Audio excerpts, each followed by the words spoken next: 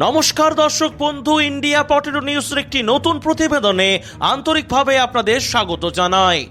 আজ পূর্ব বর্ধমান জেলার সমুদ্রকর আলু ব্যবসায়ী সমিতির 30তম সাধারণ সভা অনুষ্ঠিত হল সমুদ্রকর আলু ব্যবসায়ী সমিতির কার্যালয়ে। পাশাপাশি আজ একই দিনে হুগলি জেলার দশকরা আলু ব্যবসায়ী সমিতিরও বার্ষিক সাধারণ সভা অনুষ্ঠিত হলো।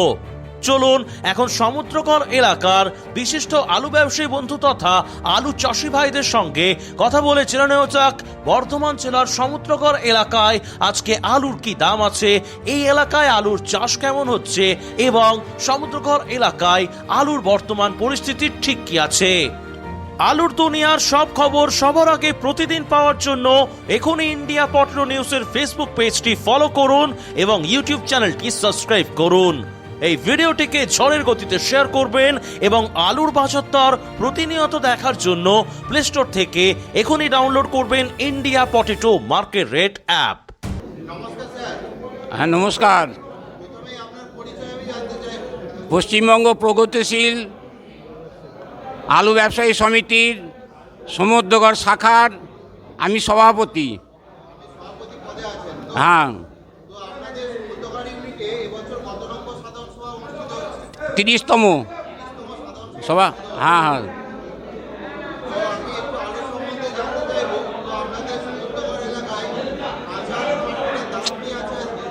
আজকে দাম আছে 500 টাকা। মানে আজকে কাঁচা আলুর দাম আমরা যেটা বিক্রি করছি 500 টাকা। হ্যাঁ আনুমানিক।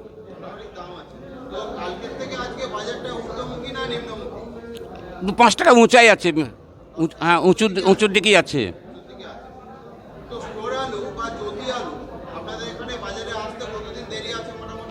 মার্চ মাসে 4-5 তারিখ থেকে শুরু হবে।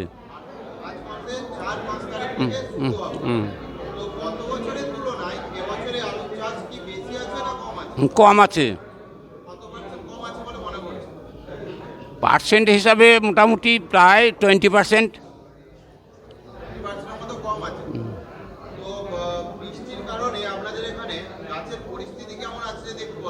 মানে বৃষ্টির কারণে এবছরে গাছের পরিস্থিতি খুব একটা ভালো না। মানে গাছের মানে গ্রোথ ভালো হয়নি। গাছের প্রোডাকশান সেই হিসাবে প্রোডাকশান মনে হচ্ছে কম হবে বা আলুর সাইজ ছোট হবে।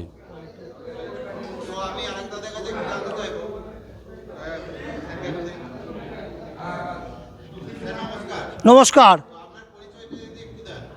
আমি গোবিন্দ পাল, সমুদ্রগড় সমিতির সম্পাদক।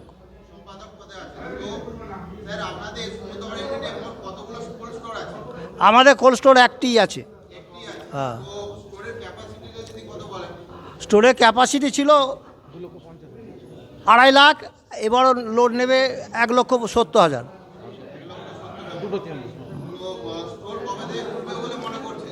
আমাদের এখানে এখনো পর্যন্ত যা 1 মার্চ খুলবে, ওপেন হবে।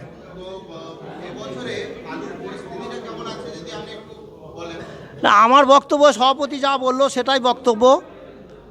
ওটাই একটাই কথা যে এবছর চাষ আমাদের এখানে কমও আছে, প্রোডাকশনও মনে হচ্ছে কম হবে। হ্যাঁ হ্যাঁ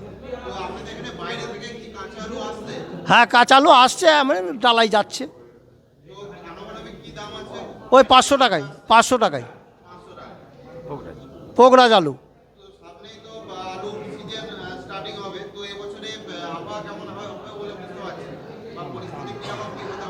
আমার ধারণা এই জ্যোতি আলুটা 550 টাকা আর পোগরাজটা 450 টাকা, এরকম লোড হবে। এই বেনু দেবনাথকে দিচ্ছি।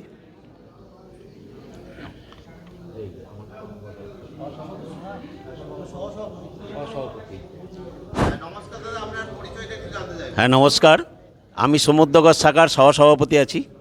আমি বেনু দেবনাথ।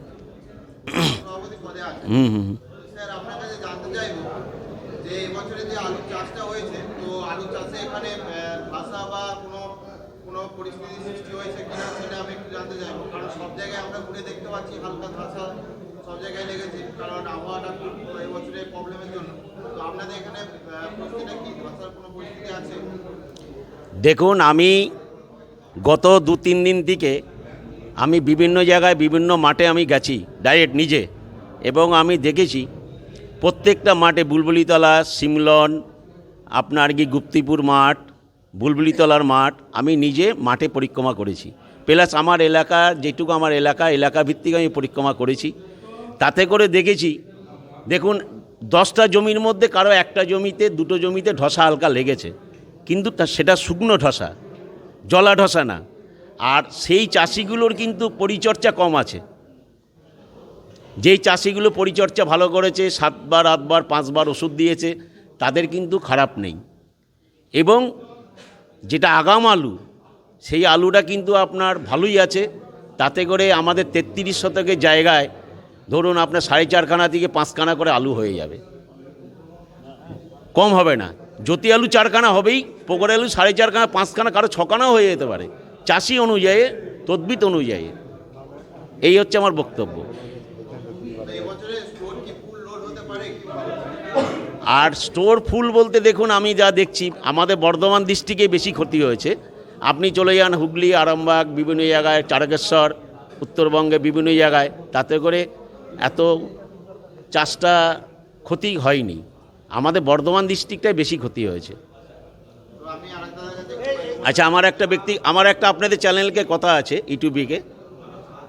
আমি এই কথাটা বলতে চাইছি প্রত্যেক চাষি এবং ব্যবসাদার এবং এদের জন্যে। দেখুন, আমরা যে আলুটা স্টোরে সংগ্রহণ করে রাখছি চাষির থেকে, আলুর মার্কেট ভ্যালু হয়তো 500 টাকা কি 600 টাকা একটা ভ্যালু হচ্ছে। সেই ভ্যালুতে আমরা প্রত্যেকটা স্টোরে আলু রাখছি, বা আমাদের কৃষক ভাইয়েরাও রাখছে। আমি এই বার্তাটাই আপনাদের কাছে দিতে চাই। আপনাদের চ্যানেলটা অনেক জায়গায় অনেক লোকে শোনে, তা অনেক দূর আপনাদের এরিয়াটা যায়। তার জন্য আমি বলবো, আমাদের ব্যবসাদারের স্বার্থ না, চাষির স্বার্থই। দেখুন, আমরা আলুটা কিনে স্টোরে রেখেছি, সেই আলুটার আমরা কিভাবে, কত টাকায় কিনেছি, কত টাকা স্টোর মালিক ইন্স্যুরেন্স করছে, তার কতটা দাম আমরা আলুটা ক্লেম হলে পেতে পারি, আমাদের প্রত্যেকটা বন্ডে কিন্তু উল্লেখ করে দিতে হবে। কেন আমরা আলুটা পয়সা দিয়ে কিনছি, আলুটা স্টোরে রাখছি, স্টোর মালিক আমার ইন্স্যুরেন্স নিচ্ছে, স্টোর মালিক আমার থানা মার্কেটিং নিচ্ছে, স্টোর মালিক আমার ভাড়া নিচ্ছে, কিন্তু আমার আলুটার ক্ষতি হওয়ার পরে আমাদের সঙ্গে যে ব্যবহারটা হচ্ছে, নিম্নস্তরের ব্যবহার, সেই আলুটা আমরা কেন পাবো না পয়সাটা তার সত্ত্বেও? এই কথাটাই আমি আপনাদের কাছে জানতে চাই, যে আমাদের আলুটা ক্ষতি হলে যখন আমাদের ইন্স্যুরেন্সটা যেরকম নিচ্ছে, কত টাকা ইন্স্যুরেন্স আমাদের বন্ডে যখন লিখে দেয়, এটাই আমাদের কাছে বার্তা। বা আপনারা এই জিনিসটা করলে আমি মনে করি আমাদের ব্যবসাদার এবং চাষি সবাই উপকৃত হবে।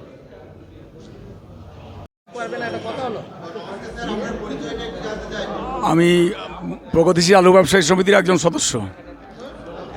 হ্যাঁ হ্যাঁ, স্যার, আপনাদের এখানে যে মূলত আলুটা চাষ হয়, তো কি প্রজাতি আলু চাষ হয় যদি একটু বলেন? পোকরাজা জ্যোতি।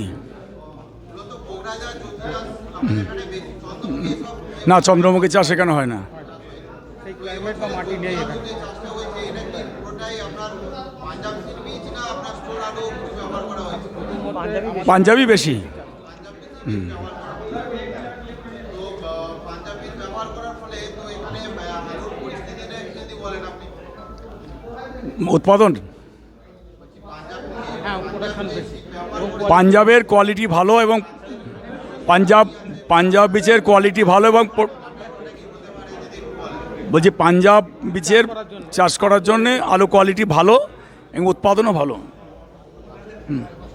তো আপনাদের এখানে ব্যবসা করতে গেলে মূলত কোন সমস্যার সম্মুখীন আপনাদেরকে হতে হয়? অনেক সমস্যার সম্মুখীন হতে হচ্ছে আমাদের। মূলত প্রথম কথা হচ্ছে যে চাষ এই এলাকায় অনেক কমে গেছে। চাষি প্রতি বছর হচ্ছে লস খাচ্ছে চাষে, এবং বাজার মূল্য না পেয়ে হচ্ছে আপনার অন্য চাষের দিকে তারা ঝুঁকে যাচ্ছে।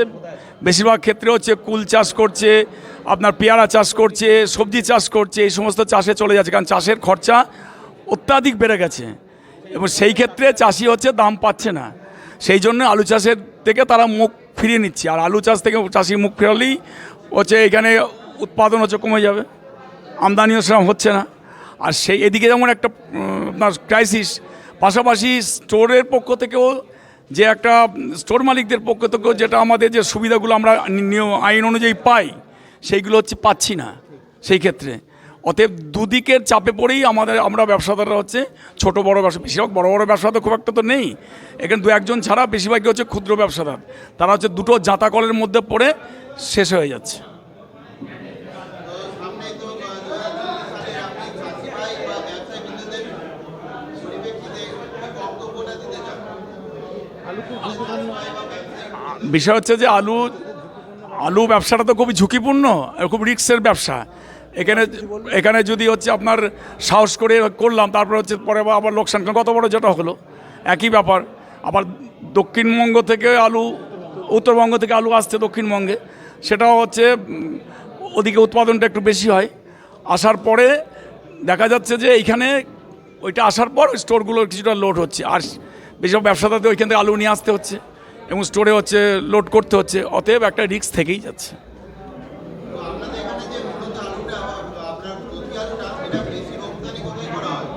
বেশি আলুটা কোথায় যায়? বিহার যায়, ঝাড়খণ্ড যায়, এই সমস্ত জায়গায় যায়। আর লোকাল ডালা তো কিছু যায়। আচ্ছা, ধন্যবাদ। আমরাও ইন্ডিয়া পোর্টালকে অসংখ্য ধন্যবাদ জানাচ্ছি। এই অনুষ্ঠানে সম্প্রচারিত সমস্ত বক্তব্য বক্তাদের নিজস্ব ব্যক্তিগত মতামত। এই অনুষ্ঠান বাজারের নির্ধারক নয়। অনুগ্রহ করে ব্যবসায়িক পদক্ষেপের পূর্বে নিজের বিচার বুদ্ধি কাজে লাগিয়ে সিদ্ধান্ত নিন। আলু রাখা বাজারগত ঝুঁকি সাপেক্ষ। আলু রাখার পূর্বে ইন্ডিয়া পটেটো অ্যাপ থেকে বিগত বছরের লোডিং আনলোডিং রিপোর্ট ও তার পরিপ্রেক্ষিতে আলুর দামের ওঠানামা দেখে নিন। আলুর সব খবর এখন একটা অ্যাপে।